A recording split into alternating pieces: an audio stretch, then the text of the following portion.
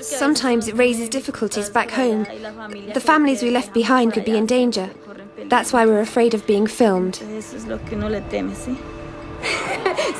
The problem is you never know who you're giving information to, who you're talking to, with all the things that happen.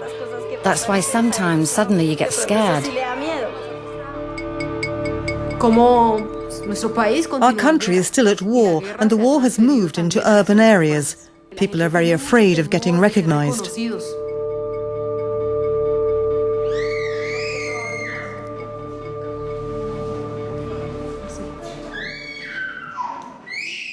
Colombia has been ravaged by over 4 decades of armed conflict. Millions of people have fled violence in the countryside, searching for safety in the city. Carmen fled to Bogotá, the Colombian capital, 5 years ago. She sometimes works here, helping with cleaning and cooking. She used to own a farm and over 100 head of cattle. But then the armed groups murdered her nephew and kidnapped her daughter.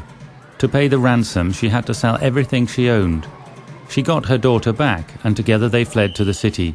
But life here hasn't been easy. Are you happy with this work? Yes, because if I don't do this, I'd be back on the streets, and the streets are very difficult. But the work is only occasional. After 5 years in the city, Carmen hasn't got a permanent job. Often without money, she's found herself out on the streets.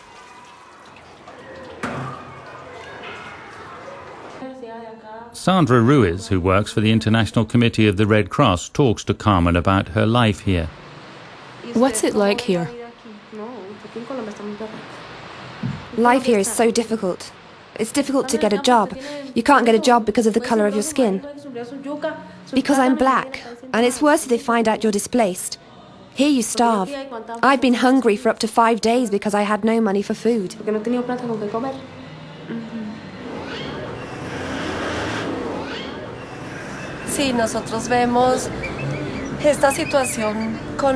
We see this situation fairly often.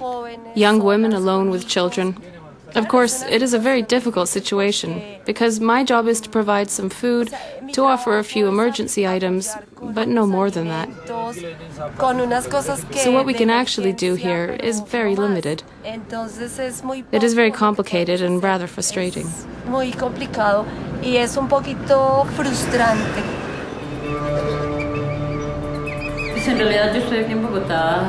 I'm here in Bogotá, displaced, because many groups went after my son. So I went and I told him, go. And I left too. And who worked the land? My son, the one who left. And now how do you survive? With the help I get here, thank the Lord, I've survived. These days it's the only help I get.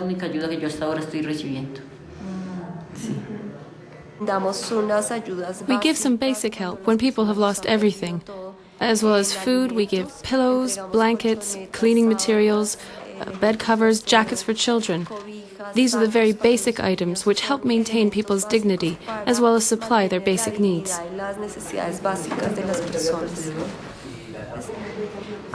To all the displaced population, we provide assistance for 3 months, but for single women, we provide food assistance for 6 months. This emergency assistance program offers essential support to displaced people who've just arrived in the city. The women get vouchers to spend, so they can choose the kind of food they want to cook and eat. Anna lives on the outskirts of the city. This is the part where you live. But I only have this room.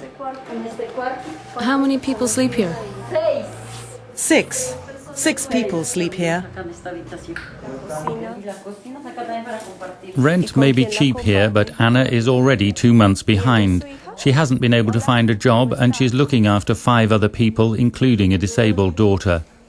Life in the city may be difficult, but for now at least Anna cannot go back to her farm. I'll have to wait and see. Are you afraid? Of course, who isn't? 2 years ago they took away my nephew, and we still don't know what happened to him.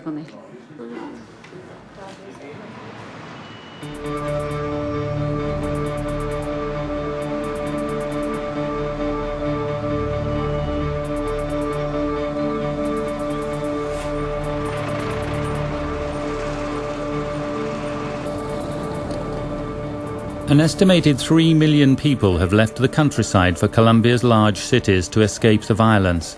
They arrive in dribs and drabs, a few at a time, anonymously. In a city of 8 million, they soon become invisible.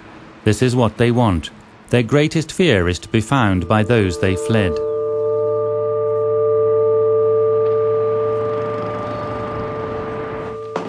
This is Maria. She used to live with her family in the countryside, where they had 2 shops and a farm. Then the armed groups started demanding money.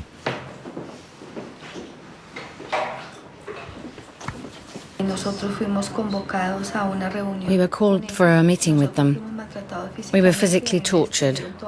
They destroyed my mouth. Now all my teeth are false. They gave us a deadline to leave. It was very difficult because people were afraid of helping us.